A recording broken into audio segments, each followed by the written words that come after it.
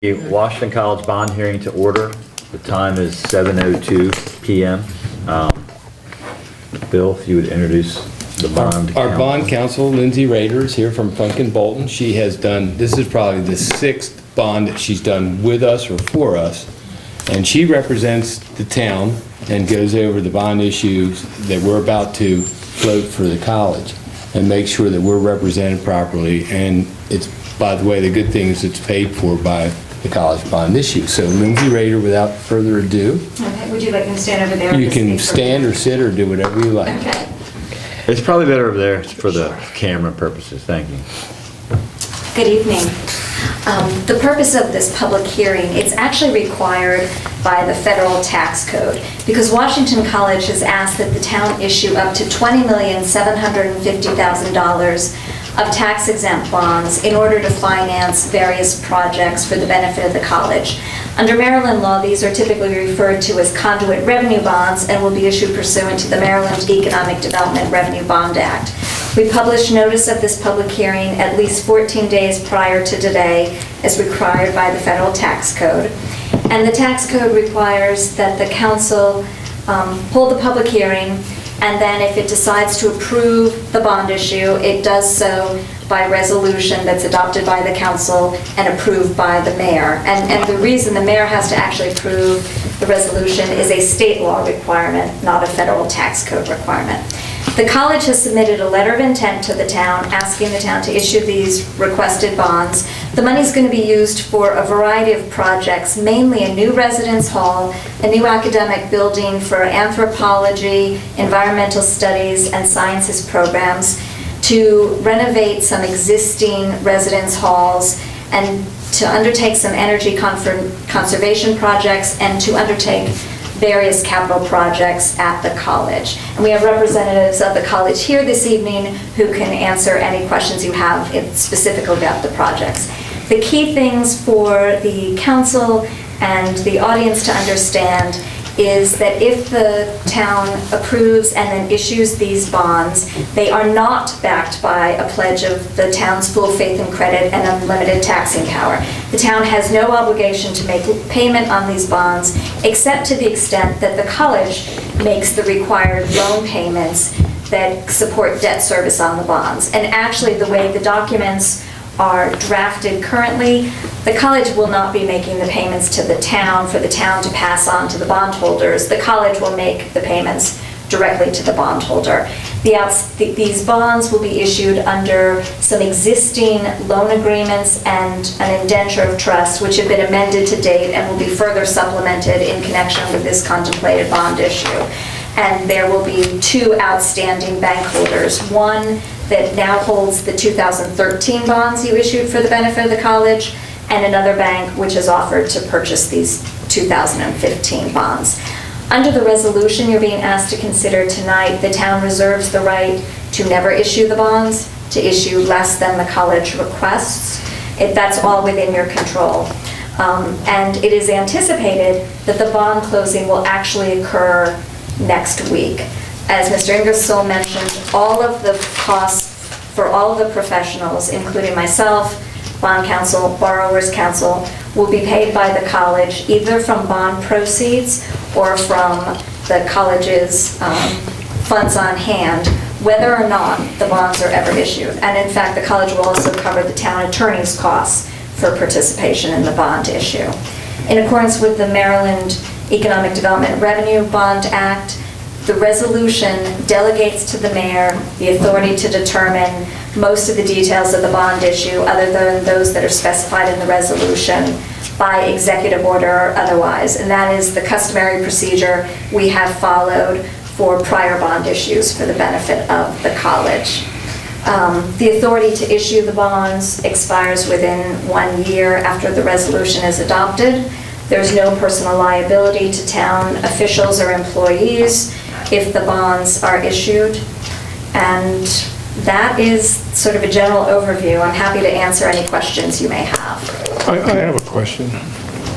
In the past, now I know we're pretty far going on this one, but in the past, the college has paid us a fee for passing this through. It was a small amount. I don't know whether you handled that bond or not, but I was involved in that bond, and I think that was the bond in either 2008 or 2009. I don't believe the college has paid you a fee on the last couple of years. no, they haven't. But the reason I bring that up is I think it's, not for this bond, but I think it's time we start, maybe have some conversation with the college of something called like payment in lieu of taxes or something. And I'll tell you what brought it to mind today. I was going to the college at 7:30 in the morning, and I ran into 6 of our police officers with a lockdown. Now, normally we only have 2 on a shift, so 4 of those people there are on overtime.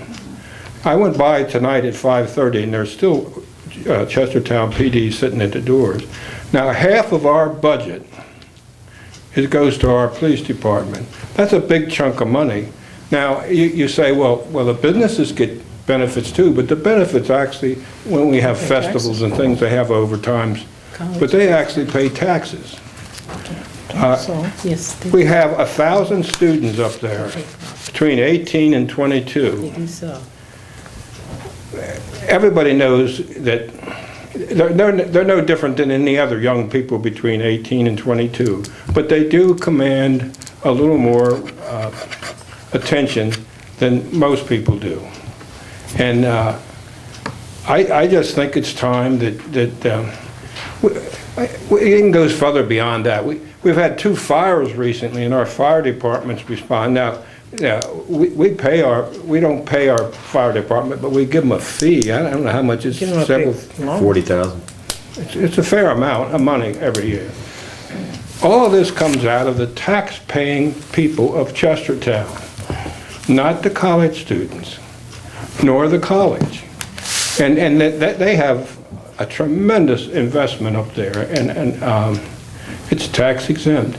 So I really think, and this is not an original thought, there are colleges that do make payments in lieu of taxes. It's fairly common throughout the United States. And I'm not talking about a large fee. I mean, certainly we wouldn't expect them to pay the value of what their properties are.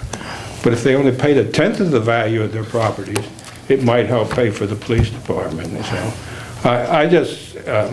I'm telling you this now because I'm going to make this speech again before, if you come to us for another bond before it's issued, saying we want something, unless we can come to some kind of agreement with the college. I've approached this to Mr. Ingersoll, is that I know in the summertime they lease out rooms up at the college. They don't pay room tax. All of our hotels and everybody else pays room tax. Now, we don't get a lot of it. The county manages to scoop up most of it, but we do get some. And so I'm not lecturing you because No, I understand. I'm just venting my feelings, and I really think the citizens of Chestertown who live, for instance, in my ward, have to pay for all that went on up there today. And I think it's only fair that the college, I don't know what the total overtime bill is going to be, but it's not going to be cheap. And that's just one of many incidents. I mean, they have parties and things of that nature, and I understand that. That's fine. And I know the college presents employment to people. I don't know how many of them actually live in Chestertown and pay taxes, but it's just something that needs to be addressed. And I'm telling you now, because when you come next time, I'm hoping I have enough support that we get something, unless we get this dialogue going with the college where they come up with something to help us, not us, not the town government, but the citizens of Chestertown shouldn't have to carry all that load. And certainly you're speaking in particular of a pilot, but certainly charging an issuer's fee is something you can always take under advisement on a case-by-case issue for any bond issue you consider. I would suggest for a pilot, pilots are governed to a certain extent by state law, so you may want to have a dialogue with the town attorney about the consideration for a pilot, because that takes into account laws other than those that govern bond issues directly. Okay. Can you go over the list of projects again, that this is funding? Yes, the Please. list in the resolution. Sorry, Sam. I've been It's feeling a that new way for a residence long hall time. containing approximately 112 beds and 14,000 square feet in the aggregate. That'll be located on the main campus. But, I don't know if you know the answer, maybe I should be asking these guys. Is that the third dorm by Kirby Stadium that's It's already- going up right now? Is that already up? It's not up, it will be open Close. this coming summer, yes. A new academic building containing approximately 14,400 square feet to house faculty offices, classrooms, and laboratories for the anthropology, environmental studies, and sciences programs. That will be located at 215 Washington That's the Avenue. new So one. that's the Board of Ed building? Yeah. The acquisition, construction, renovation, and design of miscellaneous other capital projects to be located on the borrower's main campus, including the acquisition and installation of energy-efficient technologies and the renovation of existing residence halls, and then the acquisition of furnishings, fixtures, and equipment, and landscaping roads or other rights of access, utilities, and other facilities as may be necessary or suitable for the foregoing, together with certain costs relating to the issuance of the bonds and other eligible costs under the Act and under the federal tax code. Okay. And just to put this in like fifth graders terms, basically by coming through us, the college gets a lower interest rate, Right. and so basically we're helping them save money. Is that Absolutely. correct? That is correct. If they went to just a bank and got a conventional loan, it would be at a higher interest rate. And so because- this is the fifth time the town has done this for the college since 2008. Yes. Now, it's my understanding if the town doesn't do this, you can go to the county?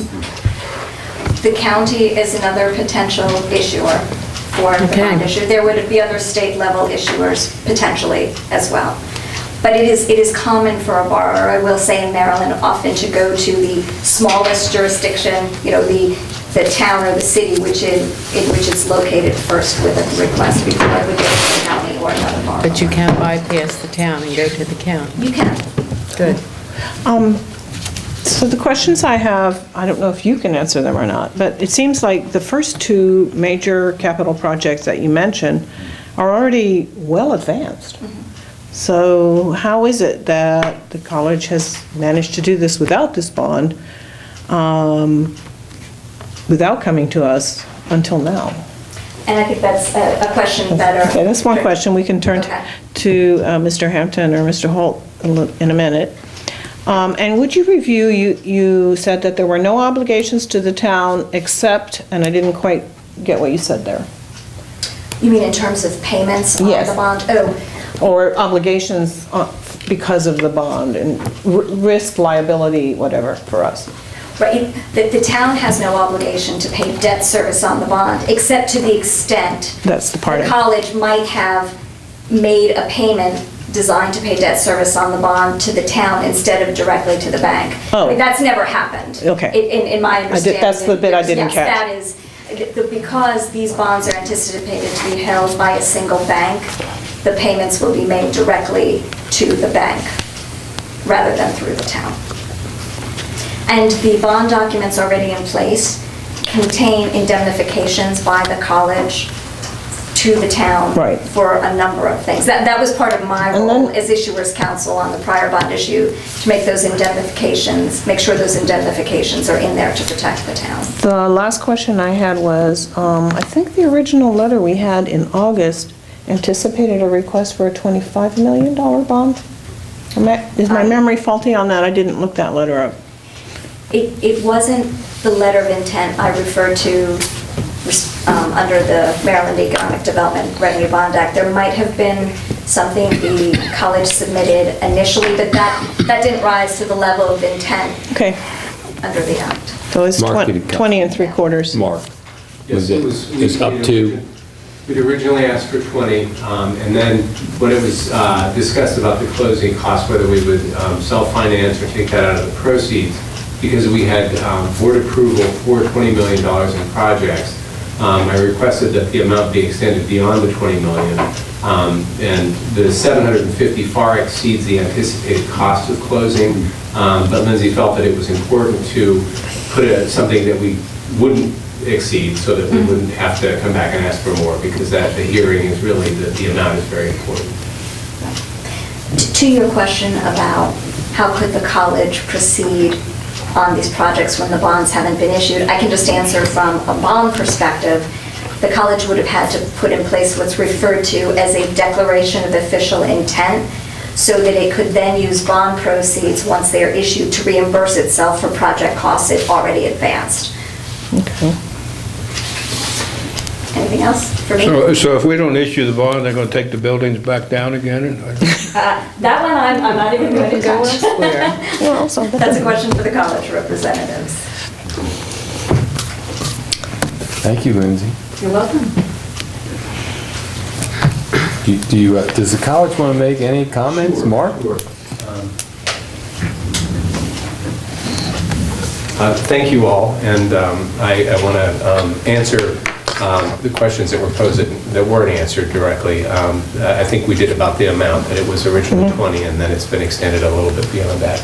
In terms of the construction, obviously, we could be over a barrel here. I mean, there's no question about that. We do have cash reserves that we were able to use to fund the initial part of the construction.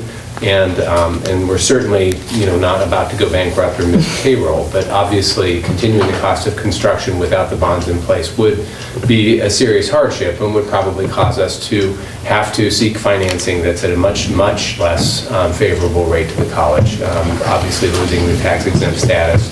I suppose there would be the potential of approaching the county, or there are certain Maryland programs that might be used as well for some of the projects. But the reason that I had expressed an interest initially through a conversation with Mr. Ingersoll, and then through a letter, and then a meeting with you all in August, was to make sure that this was something that we could proceed with reasonable assurance that you all would be supportive of it when we came to the point of an official letter of intent. I certainly hope that the mood hasn't changed, and I understand that, the recent, there's a lot of history between August and now, a couple of fires, and of course the unfortunate incident today. I think I speak on behalf of the entire college when I say we value very much our relationship with the town, and certainly the services that the town provides us. And your comments, Mr. Stetson, are duly noted in terms of the conversations that need to happen. I can't certainly, represent the college on any commitment, but certainly understanding the frustration.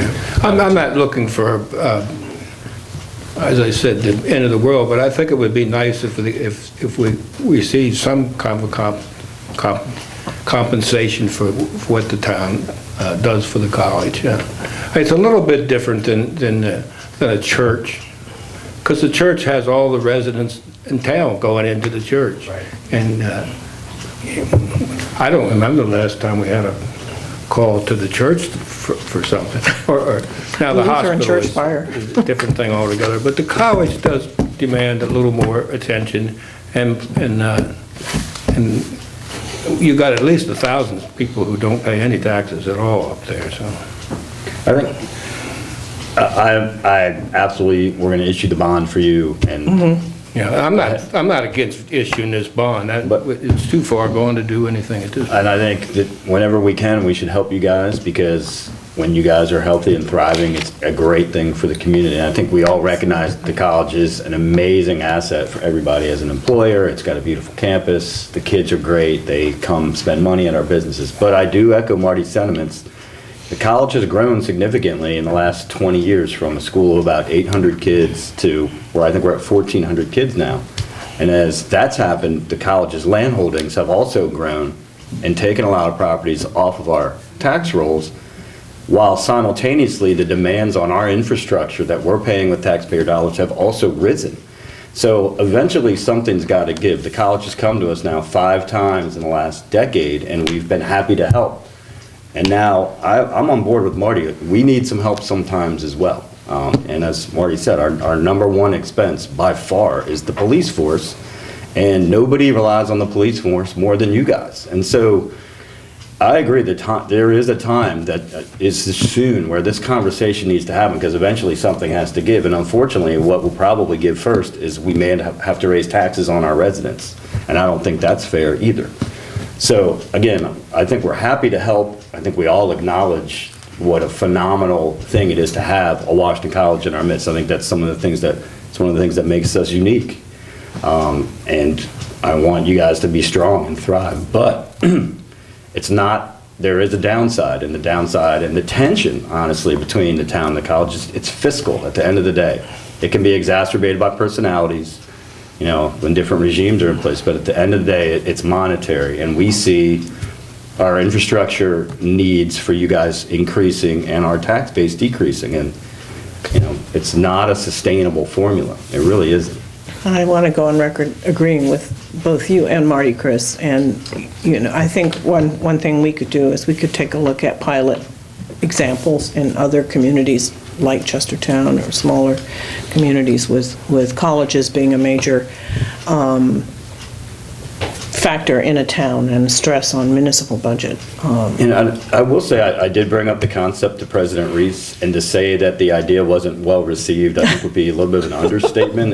He basically bristled at me, and I was like, whoa, okay, that's not going to go anywhere anytime soon. And then, you know, we had Jay, and now we have Sheila, and it's been kind of we've had three I brought it presidents up in to 2 him once years. too, and he absolutely just stopped But I talking. mean, to scoff at it as if it's not based in a need-based, from a need-based place, I think is also misguided, because it's a need for us, big time. So again, I don't want to use this as leverage, because I don't think that's fair, and we want to help, we really do, and we should help. But at some point, the help needs to be reciprocated in a fiscal manner to us. So you need a resolution.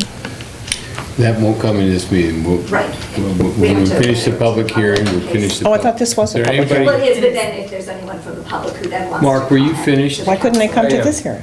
And Look, right now, I guess I mean, we'd ask afterward- if anyone Oh, else yeah. came here to I speak don't see about anybody it. from the public.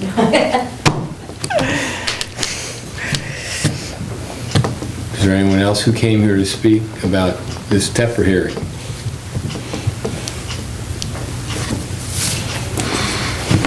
So, Just a do we need motion a to resolution to close. close, or? Yeah, just a motion. Well, we need a motion to Motion. vote on the bond. We have No, to do no, that. you in just the close the regular public habit, hearing. right? Just close the hearing. Okay, I move we close this close? TEFRA hearing. Okay, there's been a motion to close the hearing. Is there a second? Second. All those in favor? Any opposed? Resolution will come up in the mayor and council meeting after the utilities. Oh, okay. Okay? Just like have a public hearing. No one's talking that. Yes, he does. I just wanted to use the gavel. That is the wussiest gavel. All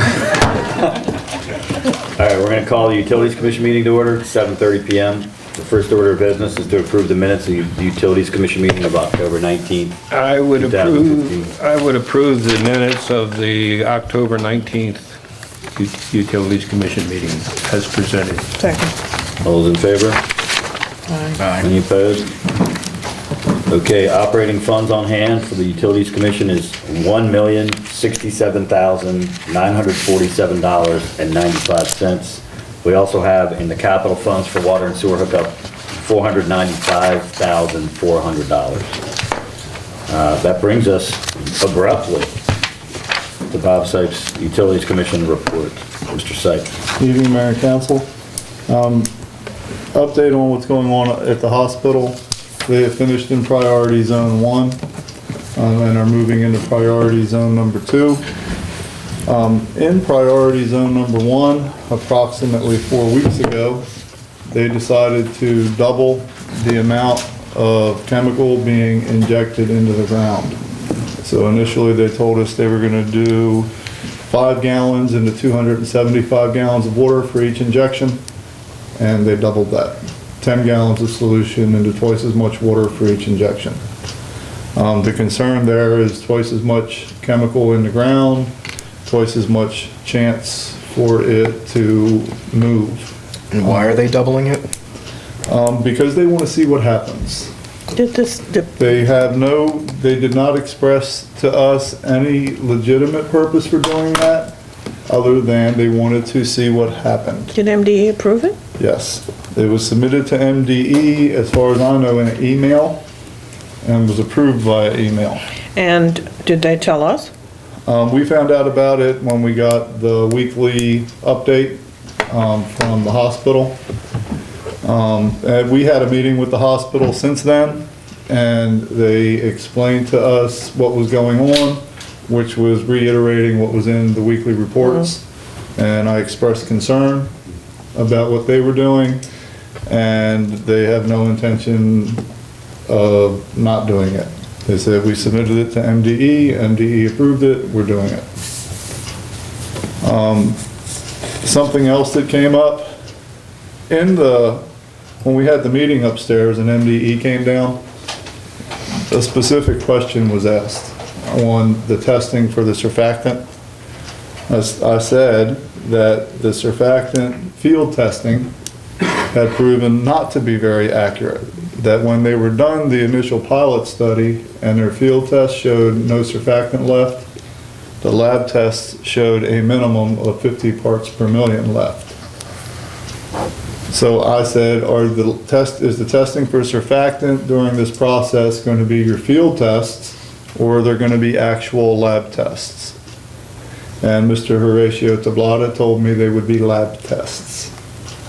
No lab tests are scheduled, and no lab tests will be conducted for surfactant until all of the injections and extractions are over.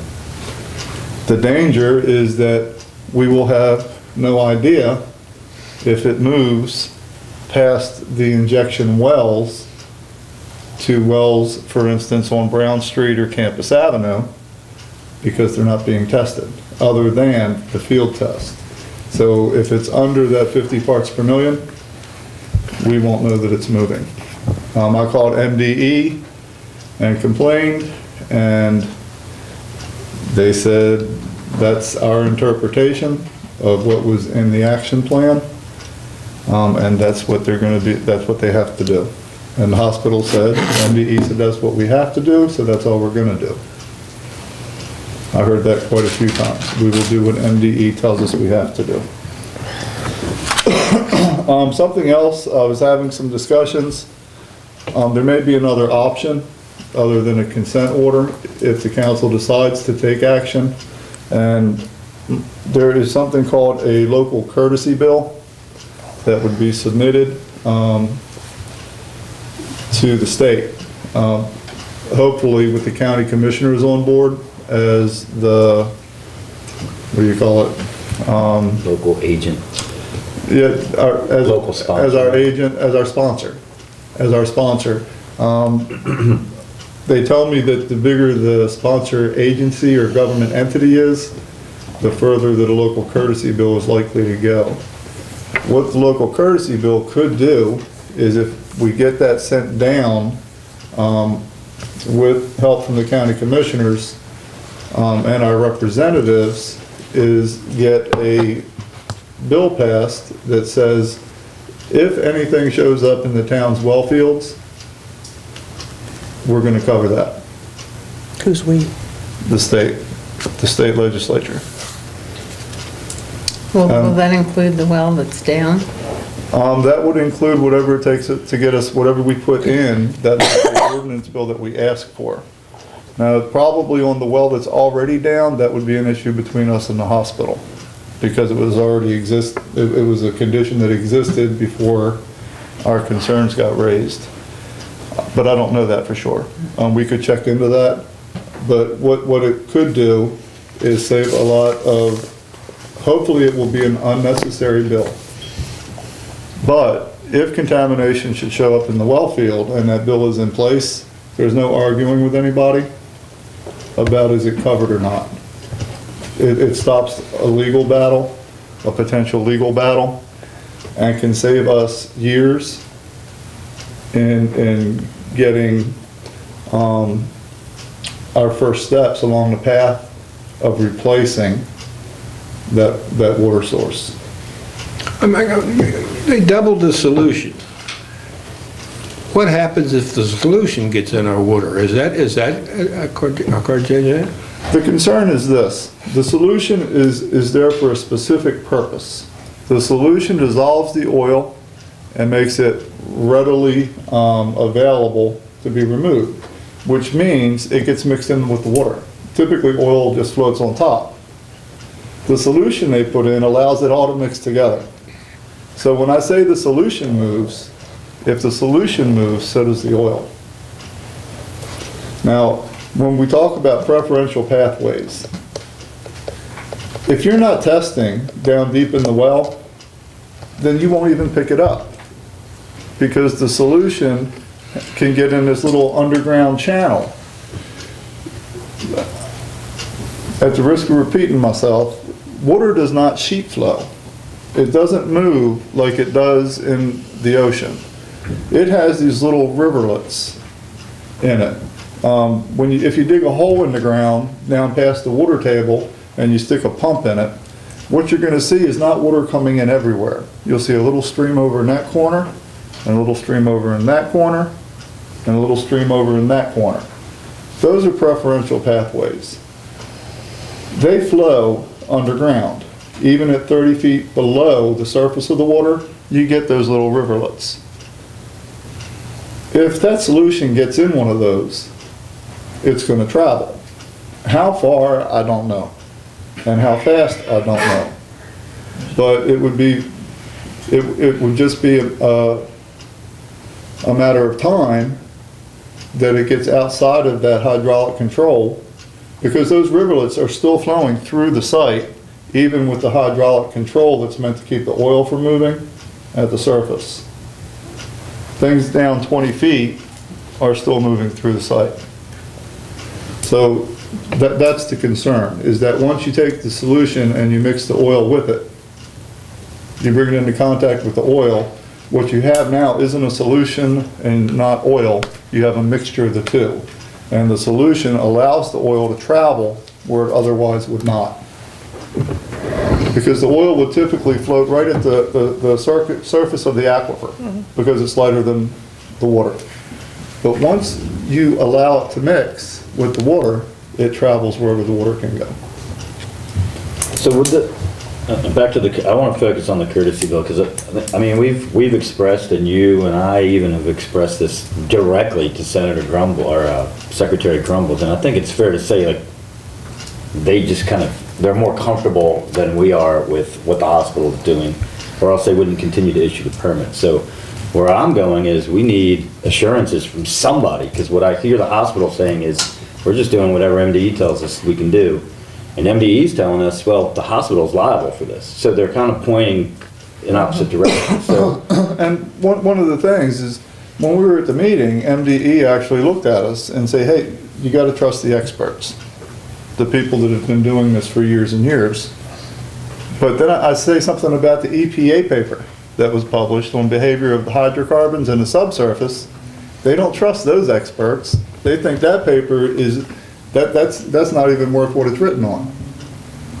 So, trust our experts. Not trust the experts, they mean trust our experts. But what we've gotten is where we're at now. So, yeah, I want to do some more research, with your approval, into exactly what the local courtesy bill is. I'm not sure I understand how it differs from what the consent order that we've already raised with the state Well, will do for us. Consent order, my understanding, is exactly as it sounds. All parties give their consent. So the MDE would propose something to the hospital, and the hospital would say, we consent to that. And then it's a binding agreement. If it were, the way that MDE works is a consent order is before a legal proceeding or a court order. Yeah. It is something where they try to say, hey, cooperate with us, Yeah. and let's get this done. So if the hospital were to enter into a consent order, and it sounded like at the meeting that was a possibility, the devil was in the details. Would the consent order cover everything that we needed to cover, or is it going to, the devil's in the detail kind of thing? Would there be a lot of exclusions and ways out of that? The local consent, the local courtesy bill that we're talking about is not intended to be the group a discussion. slap to the hospital, it's only meant to protect the town, so that we can continue to provide what we're doing. in the most efficient and speedy way if something does occur at the well fields, so that we don't get bogged down in a lot of other red tape. If we can get the courtesy bill through, with the help from the county commissioners and our representatives, it's gonna take a lot of stress Oh, I see. financially off So of it's us. actually a legislative action? Yes. Yes. Yes. Okay. Yes. It goes It's to the something, legislature and it's passed into law, basically. it sounds like, Okay. it's something that is pretty common in Annapolis. It's not something that you would do, to get a playground. It's something that is put through as a needs. So it's like a resolution Community. of, it's almost like an arbitration, almost. Well, except nobody else will be party to it. It's just us requesting to the legislature, protect us, citizens of this county, town. So what it amounts to is the state taxpayers Would foot the bill. get the hospital off the hook. They pay the bill. Yes. Yes. Last time I looked, I'm a state Hey, why can't taxpayer. we so- have the bill say that UMMS would cover the bill? I don't know if that's possible. I can Let's look do at some it research and on look I into it. think, I think this is an intriguing idea. I think it's definitely worth pursuing. I think the next step would be for you and probably Bill to contact the county commissioners and our local delegates, perhaps Jay Jacobs, and see what they say. Whole 36 And Senator district Hershey, yeah. And delegation. I'm sure that the delegation would look into it for us, and they could look at similar legislation that other towns have asked for, and they could probably tell us what is and isn't possible. But I think it's definitely worth looking into. No, I agree. And And it, $10 million for the state is not going to put them in underground, but it's It certainly wouldn't going to for put us. us underground if we. it wouldn't put UMMS underground either, as much as they'd like us to believe that. But the other thing I like about it is this could be addressed at the next legislative session, which is coming up Which is very soon, so. So the sooner we can look into this, the better, from my perspective. With your approval, I'll get right on it. I didn't want to go too far with it. I We didn't know need if to it make was a something you motion. wanted to- No, I just was asking if you wanted me to look into it, and I'll Looking get into it. together some Yeah, stuff just for you. look into it. I'm saying yes. Okay. On Water Street, right around Cannon, there was a sinkhole in the street. It kept getting bigger and bigger over the years. We dug it up, last Friday, I believe. It was raining out and there was a puddle of water. And underneath of the sinkhole, the ground was completely dry and there were no cavities. So it does not appear that water is running down through the street. It's just a depression in the pavement? Over years, something happened there. I don't know if it was additional compaction just because of the different soil types. It is directly over the sewer line, but we had that line cambered last year by Roto-Rooter, and there was no evidence whatsoever of any bad joints or broken pipe. So what I was expecting is I would open up the hole and it would be like it was on High Street. We'd find a 2-foot, 4-foot cavity under there and say, wow, but it was completely solid, completely firm. So we put some millings in it. We're gonna let that sit for a little while. The millings don't spread like the stone does, so we're gonna keep an eye on it. And the next time we do paving, we'll have that entire section cut out and re-blacktopped.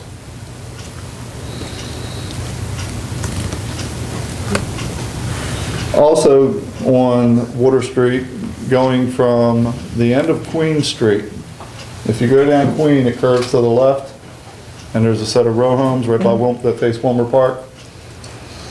That last manhole runs through a house, through a property, through the yard, and the line has gone bad.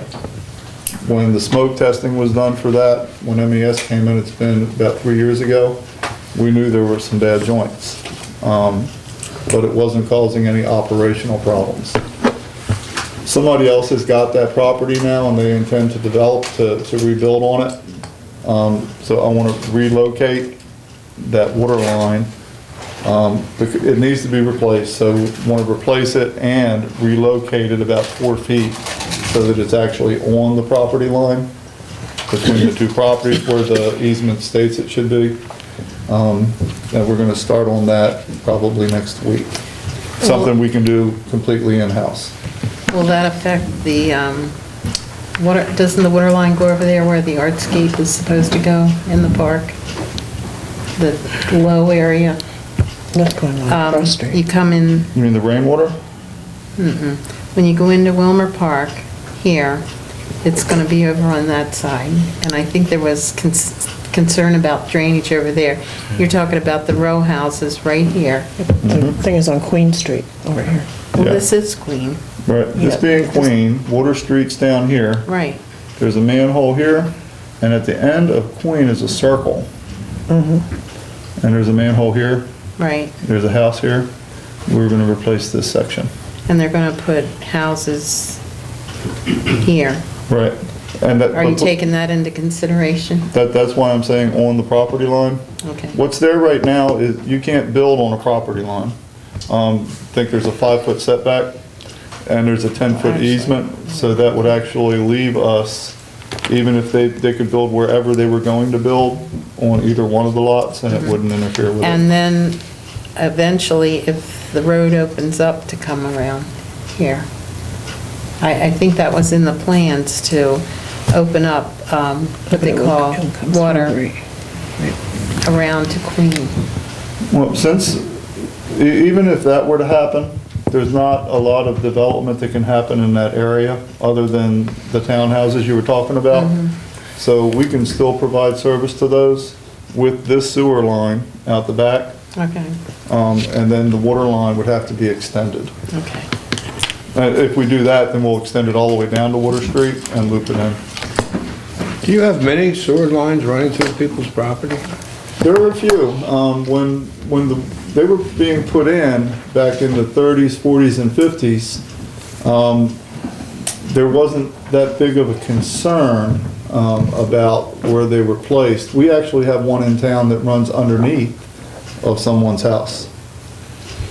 That'll be interesting. So that's problematic, but yeah, we do have them throughout town, not frequently, where they run through somebody's yard or a section of yard, especially in College Heights.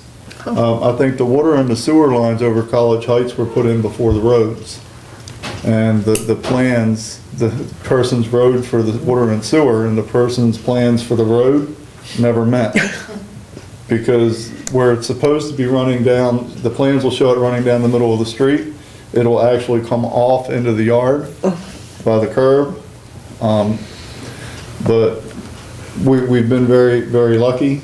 Homeowners, when that happens, are always very cooperative. Sure. This is Chestertown. Okay.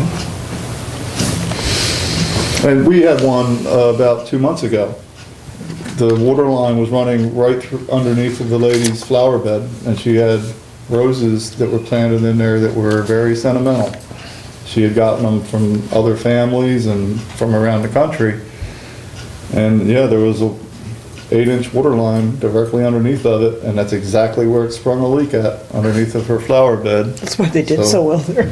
We went in and took a look, and we gave her time to get somebody in to help remove the roses, and we did the repair, and everybody was happy. What else you got for us, Bob? I'm gonna start conducting interviews for the job I mentioned at the last meeting. I'm not sure that any of the applicants will be hired. You'll hear about it first. And you'll notice in the numbers that the CD amount has changed. The amount on there now of $511,000 is accurate. And that's all I have. All right, are there any questions or comments for Mr. Seitz? Okay, if not, the last order of business for the Utilities Commission meeting is payment of the bills. So move. Is there a second? Second. All those in favor? All right. Any opposed? Let the record show you, we unanimously agreed to pay the bills, and that concludes our Utilities Commission meeting. Move to adjourn? Yeah, so there's a motion to adjourn. So moved. All those in favor? Aye. Opposed? All right, we're officially adjourned. For the Utilities Commission.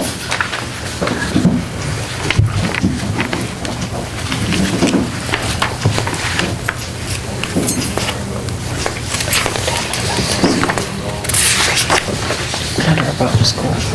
What happened about the letter about the No, I can't quite yes, Bill. On Friday.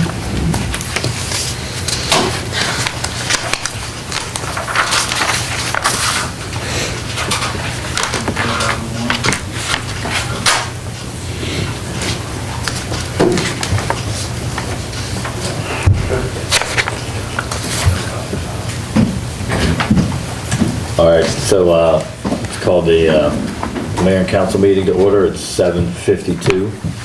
First order of business for the Mayor and Council is to approve the minutes of the Mayor and Council meeting of November 2nd, 2015. I'll move that we accept the mayor and council minutes for November the 2nd, 2015. Is there a second? Second? Second. Go ahead, All those in Sam. favor? Any opposed? Let the record show we unanimously approve the minutes.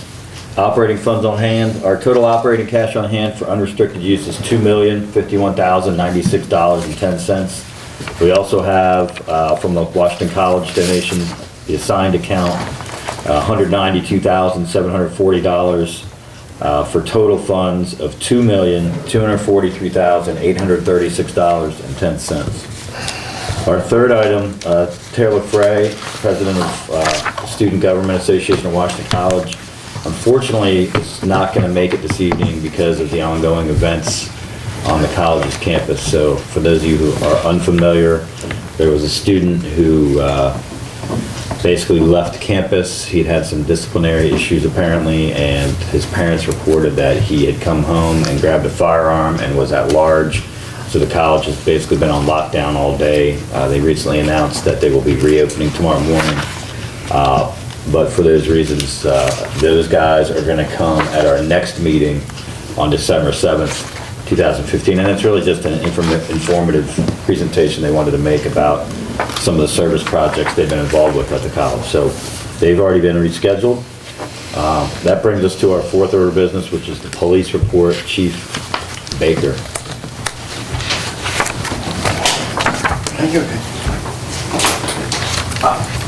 Thank you, Mayor and Council, and I happened to run into Taylor on a couple occasions today, so I'm sure he would be here if he Okay. could. Yes, he would. So I'd like to present the meeting notes, and then if you have any questions about today or something, I can certainly entertain that. Our report with regard to October, the police department had 50 hours on administration, which was 3%. Criminal investigations were 51, which were 3%. Accident investigations, 9 hours, which were 1%. Our vehicle patrol were 750, and that yielded 48%. We had 149 hours of foot patrol, giving us 10%. Our training was 58 hours, giving us 4%. Court time, 13 hours, giving us 1%. And our overtime was 115 hours, giving us 7%. And if you would look at that pie or overtime chart, the majority of that overtime, or certainly a substantial part, was special events. Recall in the month we had the down rigging, and then we had the Halloween, and which involved a couple parades and that sort of thing. So that was the majority of overtime. You had 78 burglaries? Oh yeah, I was going to address that, sir. So we had 7 adult arrests and 138 separate charges, 78 which were burglaries. As you know, these are not always current to time, but when we close a case earlier, that is included in this statistic. We had one subject with 75 counts of burglary, 25 first degree, 25 second, and 25 third. Maybe the definition from burglary has changed, but it used to be a dwelling house at nighttime. Yes, sir, it has changed. So first degree is breaking and entering a dwelling with the intent to commit a crime. But it does not have to It be does at not have to be at nighttime. nighttime. Second degree is breaking and entering a business. Third degree is breaking and entering, but the intent can't be determined. All 3 of those are felonies. And then in the 4th degree is taking items from a associated area of a building, like a fenced yard or something like that, and that's a misdemeanor. So you said one arrest with 75 of these Yeah, in burglaries? 2010, so we cleared 75 cases. Yeah, the reason I asked that question, because a number of the events you had were daytime things. Yes, sir, but again, this is from 2010. Yeah, that's why when I saw that 70, I thought, wow, that's a... Right. Although I hope, I'm pretty certain that we're going to provide statistics like that on the current cases soon. I'll address it right now. We made several arrests, and I keep beating the drum on please lock your house, please lock your door, which I'll continue to do. But in some of those cases where people have been victimized, basically since August, we've had, some burglaries from homes, and we've also had thefts from cars that were unlocked the majority of the time. And we've kind of narrowed it down to about 5 or 6 people, and presently they all have other housing arrangements for our time being. So hopefully that'll take care of that. So continuing, we had 27 CDS cases, 19 thefts, 5 traffic, 3 DWI related, and 1 each for assault, failure to obey, FOA, FTA, and resisting arrest and trespassing. We had 3 juvenile arrests with 4 charges, 2 for assault, 1 each for burglary, and 1 for CDS. Our Part 1 crimes were 16. We cleared 1 by arrest, 2 by exception. And our Part 2 crimes were 13, cleared 8 by arrest. Our motor vehicle citations were 19. Our warnings were 145, and the red speed was 370. Our ward breakdown was 2% in 1, 45% in 2, 18% in 3, 28 in Ward 4. Our busy day of the week was Saturday by a fair amount, and our busiest time of the week was 1,500 to 1,600. And then on my copy here, I have that overtime breakdown again. In reference to, I guess, the last 24 hours, we did unfortunately have an armed robbery at Pizza Hut early this morning around 1 o'clock as the manager was leaving with the funds from the evening. Was approached by a person on foot, so we're working that case diligently right now. And then secondly, as mentioned, the incident that's occurred at the college, which I'm going to ask to be excused and return to that as soon as I conclude my speaking. And I would agree, Mr. Mayor, that your statement is correct, with the exception or clarification with regard to the young man and the weapon. He may have taken a weapon. It's very unclear whether he did or not.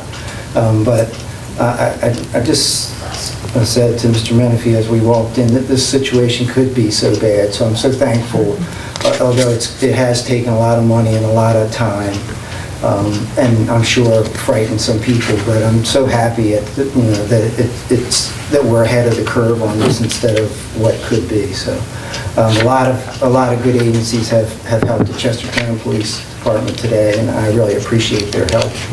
And we're going to continue to keep working on this. Okay. Any questions? Thank you. All right, thank you very much. Thanks, Chief. Thanks, Chief. All right, our next order of business is the town manager's report. Mr. Bill Ingersoll. All right, so first thing on the list here is a resolution. This is sort of a carryover from the TEPRA hearing we had at 7 o'clock. It's a resolution to authorize the town of Chestertown, in accordance with sections 12-101 through 12-118, inclusive of the Economic Development Article of the Annotated Code of Maryland, as amended, being the Maryland Economic Development Revenue Bond Act, to issue revenue bonds in the approximate aggregate principal amount of, but not to exceed, $20,750,000, and to loan the proceeds from the sale of such bonds to Washington College, a nonprofit Maryland corporation, to be used for the purpose of financing and refinancing the cost of the acquisition and improvement of certain facilities in the town used by the borough in its operations as a 4-year liberal arts college, and certain costs relating to the issuance of such bonds and other related eligible costs. That's the best I could do from a 20-page document. So Everybody knows what this is. This is a fifth one in 10 years. All good. I need once you pass this, I need for everyone to sign it before. Does it have to be in blue pen or? I have a blue pen. I've got one too. You need a motion to pass that? Yes, please, a motion to pass that resolution. I would move that we pass it. A second. Okay, all those in favor? Aye. Any opposed? Let the record show we unanimously approved the bond issuance. We're gonna sign 4 copies, 2 originals and two others. Is that all right? You just want those 2? You just need, however, I don't There's paper. personally need any originals. In fact, you can just send me a scan tomorrow All right. of the signed resolution. Oh, okay. And a scan of the signed letter of intent. You receive 2 originals of the letter of intent. The town should retain one Right. and mail the other original Right, back. we'll just to sign the 2 college. paperclip ones and that would be fine. Okay, so while you're doing that, I'll go on. I'll give you all these back. This is kind of an anticlimax because everybody knows who won the election, but it's my responsibility to read into the record the results of the election November 3rd, 2015. All votes were tallied promptly at 8 p.m. In attendance to oversee the process of closing out the election were Board of Supervisors of election members Don Cantor and Loretta Lodge. Votes were tallied at Ward 2, 14 total votes for Linda Kuiper. Congratulations. Ward 4, Landslide. 92 total votes. Steve Atkinson, 33 votes. Marty Stetson, 59 votes. Congratulations. 61, I had 2 Wait a minute, absentees. you really kind of jumped the gun here. But wait, there's I more. like those absentees to be counted. There were only 2 requests for absentee ballots, and both ballots were received in Town Hall by November 2nd, 2015. The board decided it was not necessary to meet to open the ballots as the ballots would not change the outcome of the election. Ms. Mulligan was instructed to include the absentee ballots in the final tally of the mayor and council. Absentee ballots, 2 total, Steve Atkinson, 0, Linda Kuiper, 0, Marty Stetson, 2. Ward 2 council member is Linda Kuiper with 14 votes. Ward 4 council member is Marty Stetson with a total 61 votes to Steve Atkinson's 33. The 2013 election is now closed and official. So it's been read into the record. Charter says I have to do that. Last time, nobody ran against me, and I got 70, so I did find out 2 people were sick and 2 were on their honeymoon, so. So, we have, and I don't know why the Lions Club does this, because they do a great job, but it says, on behalf of the Chestertown Lions Club and Washington College SGA, I'd like to thank you and all your staff for helping us with the 2015 Chestertown Halloween Parade. Your provision of the landing platform and stairs is instrumental to the safety of the people in the judges' stand. Special thanks to J.R. Trigo, Larry Wilbank, and all his crew for their tireless efforts in making this happen. As always, the town's contributions and efforts directly contributed to the total success of the parade. Thanks again. We're looking forward to next year.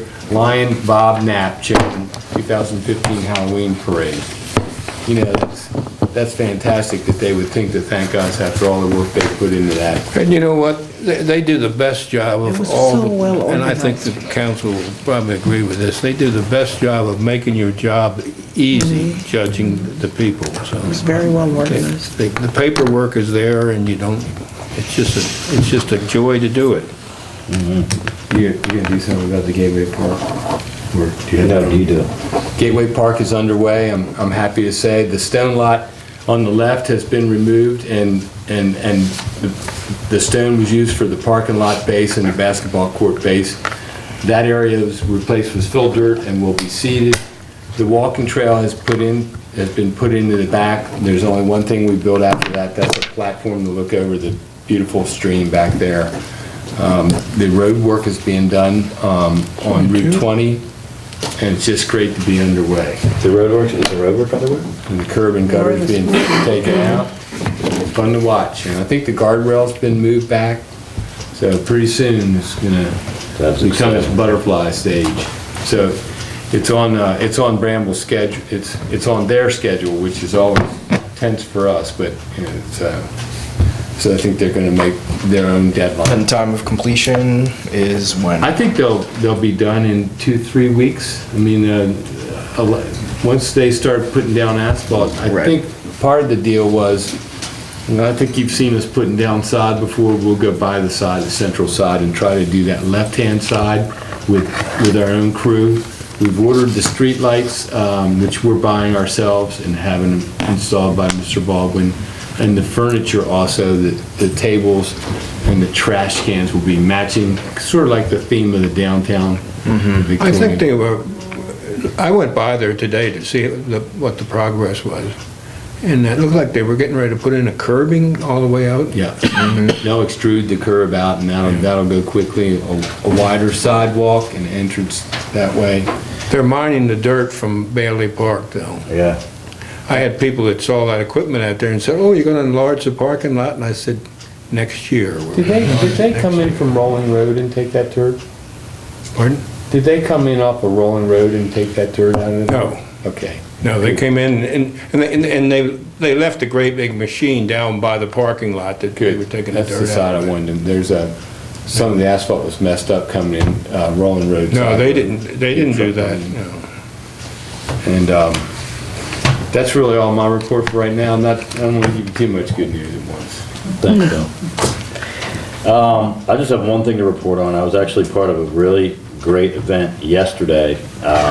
I had met with Taylor Fry, the SGA president, and one of his major initiatives during his tenure was to explore ways for the town to partner with the college students more than we have in past years. And he was saying, we'd love to help out in any way that we can. And I said, well, maybe we could do like a rail trail cleanup. So he thought that was a great idea. He really took the ball and ran with it, and basically got all of the SGA officers on board.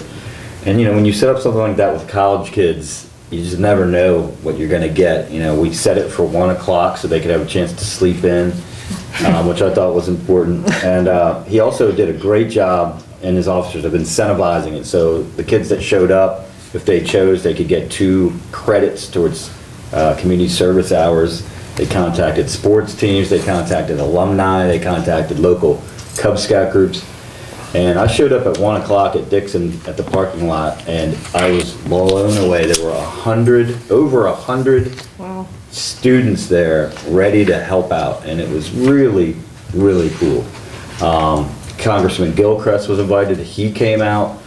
And to be honest, when I saw those people, I'm like, the rail trail is not this dirty.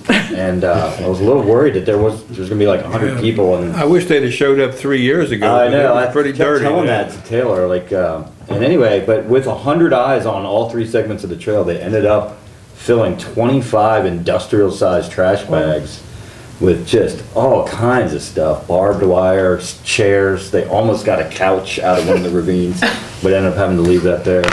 I thought the coolest single piece of trash was this volunteer, I don't know, it just says Chestertown, Maryland FD. It's like cast iron, looks pretty old. It's a cemetery marker, yeah. So that was down in the ravine, so maybe this needs to be returned to the Chestertown Cemetery. But, it was really amazing. And back to Marty's point, when we, on the planning commission level, kind of wanted that rail trail to go in, and then the town council implemented it, this is exactly what we were hoping would happen to those areas, which just 10 years ago were just barren wastelands of vines that were impassable, that were literally used as dump sites for many years, which is why your trail cleanup might have been a little more arduous.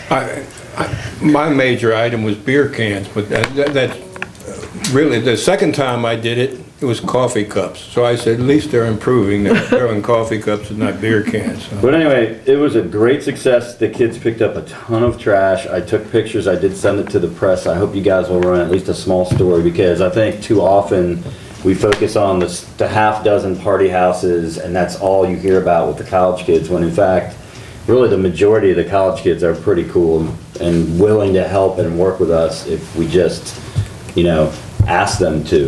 And so that was just really, really neat to see, and I can't say enough about the job that those guys did. It was really inspiring. It was really, really cool. So that's all for me. There's other stuff I could talk about, but I'm going to wait a little bit on some of the initiatives till more things happen. So why don't we start with Liz Gross for ward reports tonight. Right, thanks.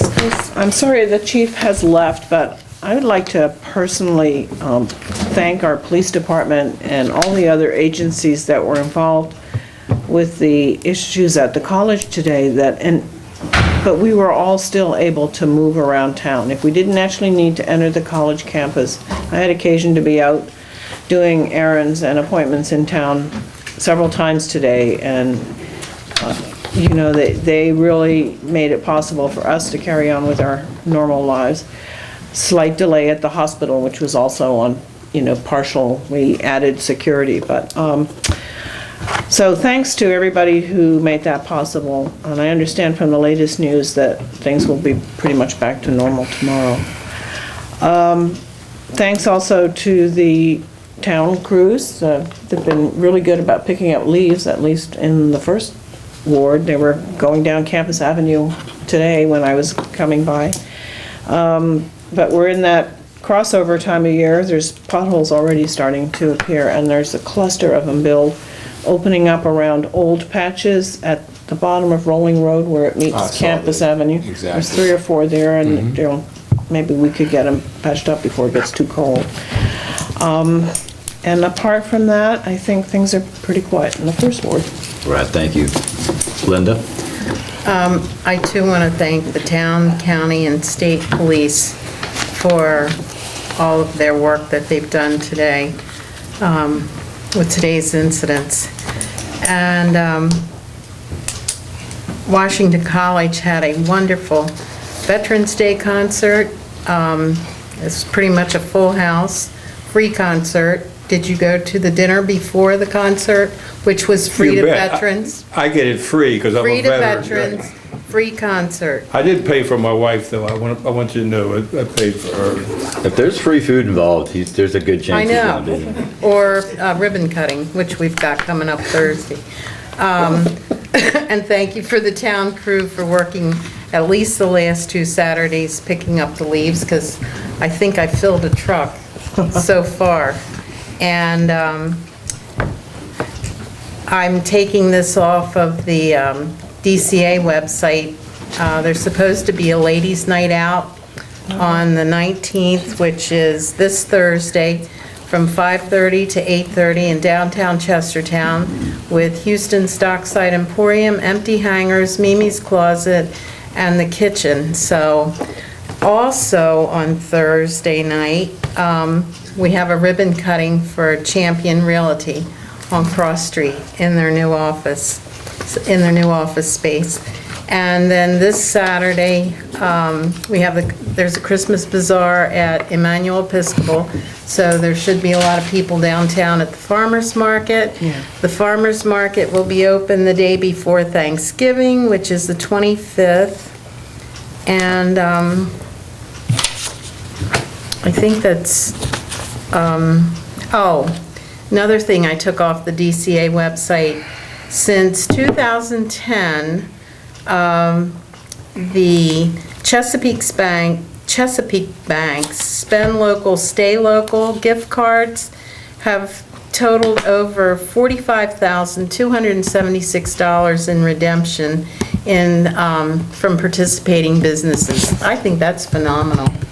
And I've always said, if you want your kids to come home more, they don't live here, give them the Spend Local, Stay Local gift cards to make them come home to spend their money here in Chestertown. But $45,000, that is a lot of money. Thank you, Chesapeake Bank. That's it. Sam? Okay, so, couple of things. Earlier last week, I walked Cannon Street with Case, just to talk about, some ways we can spruce it up a little bit. And he made reference to a community development block grant that he applied for last year, but we didn't get it. We're going to try and reapply for that grant to install some sidewalks on Cannon Street. So I know a lot of the residents there have been eagerly awaiting that news, so I'm very happy to report that.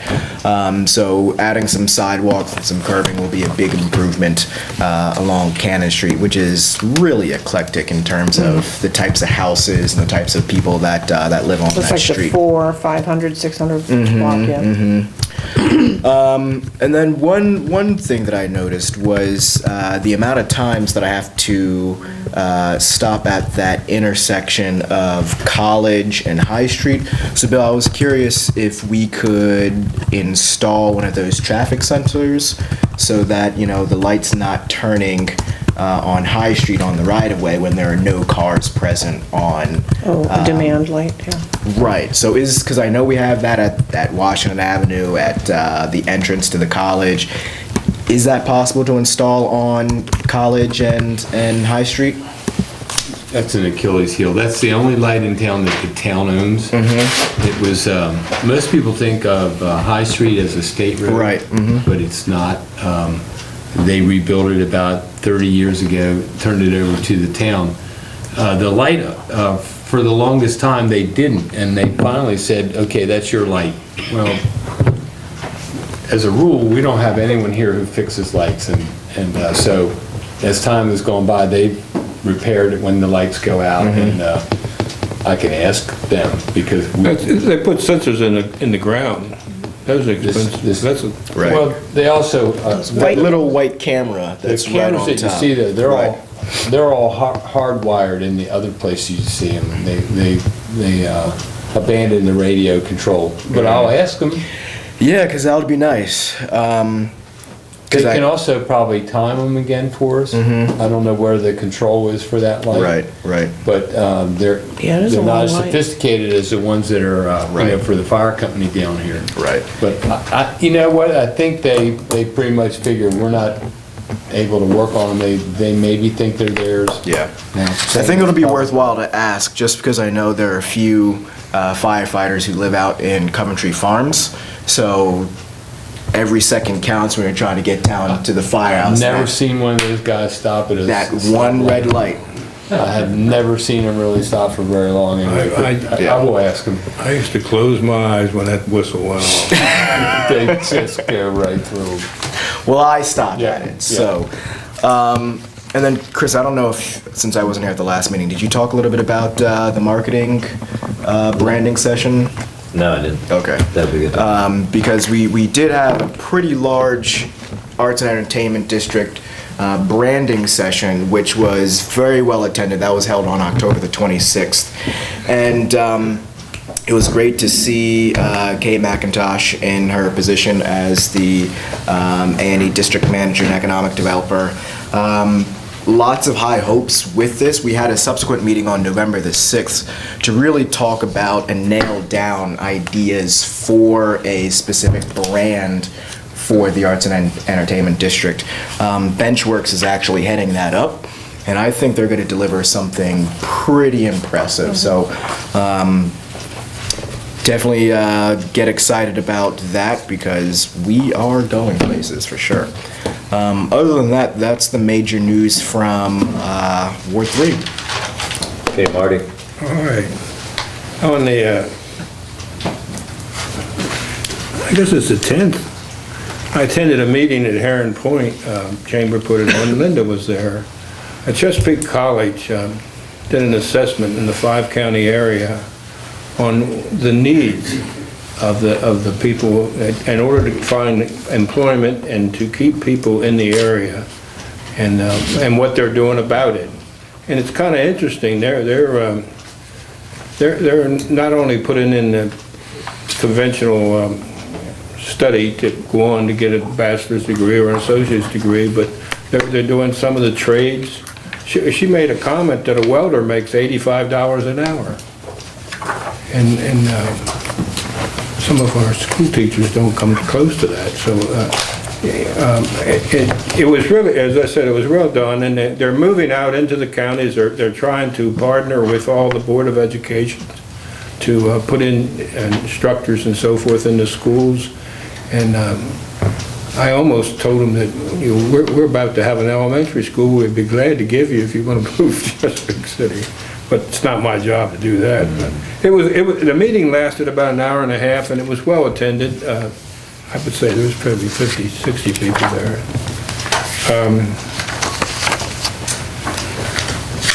I went to the Veterans thing. I really went up there it was country music by the Navy, and I thought, I want to see how they do that. And the guy said, you expect to see trumpets and trombones and things, and you're not going to see that. They play banjos. Really? And guitars, and it was, were you there, Mayor? No. It was an ensemble at Really a fun time, and the people did a good job. And this is the second or third year I've gone, and it's really nice, and that the college gives anybody who has served in the service a free dinner, and that's nice.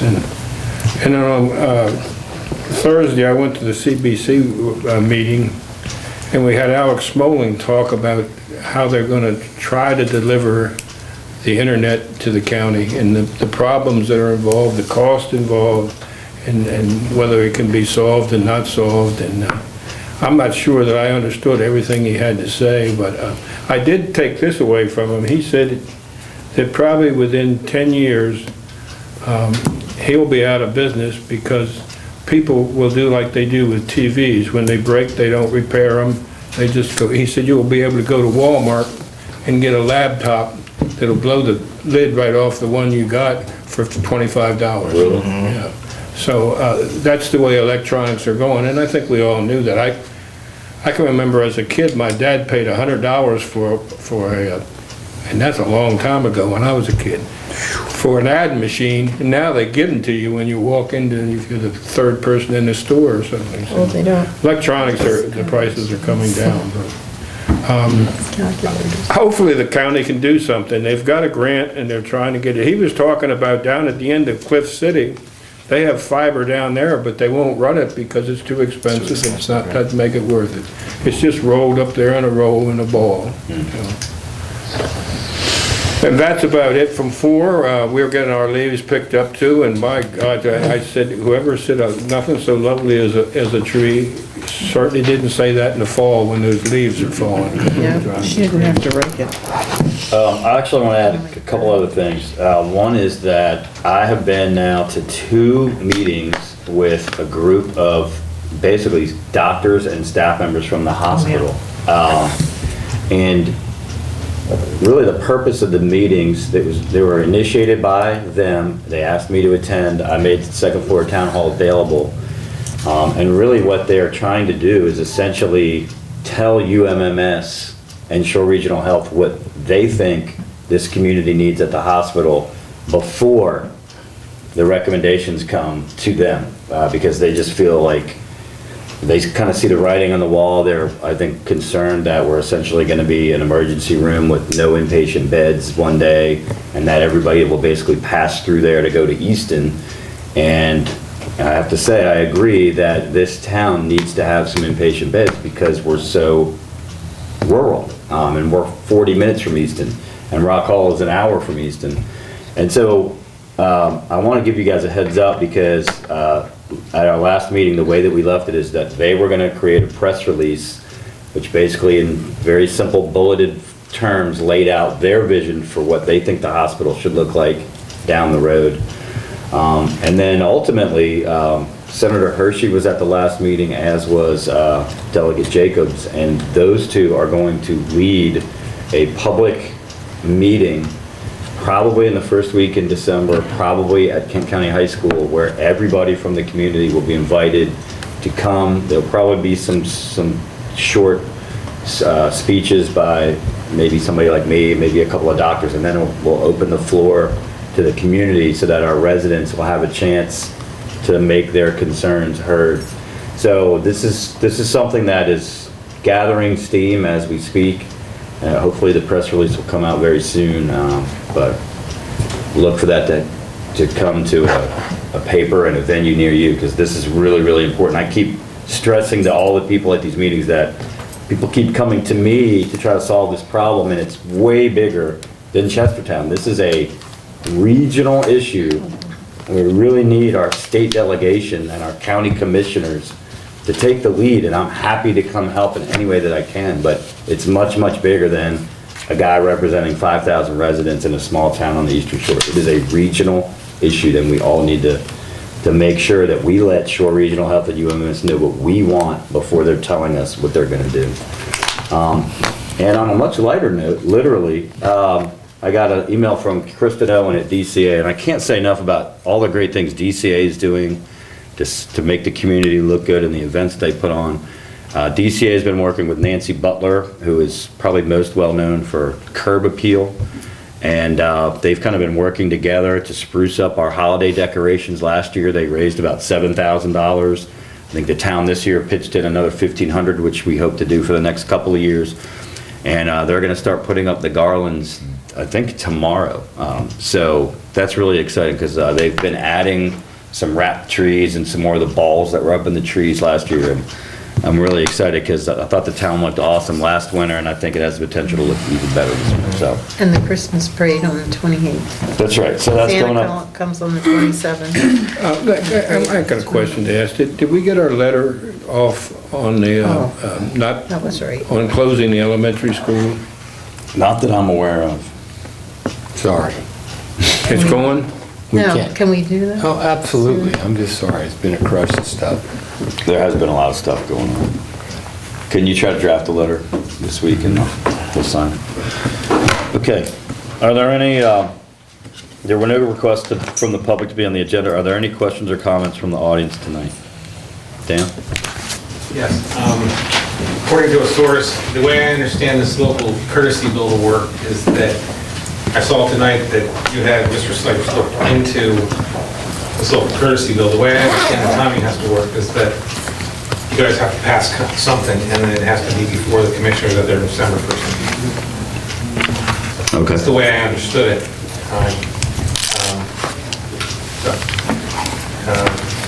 When's the next meeting? Our next meeting, I don't think it's till December 7th. So my concern was, is how do you get this before? Why does it have to be there by December 1st? Why is that the timing? I just heard, because that's when the... The delegation?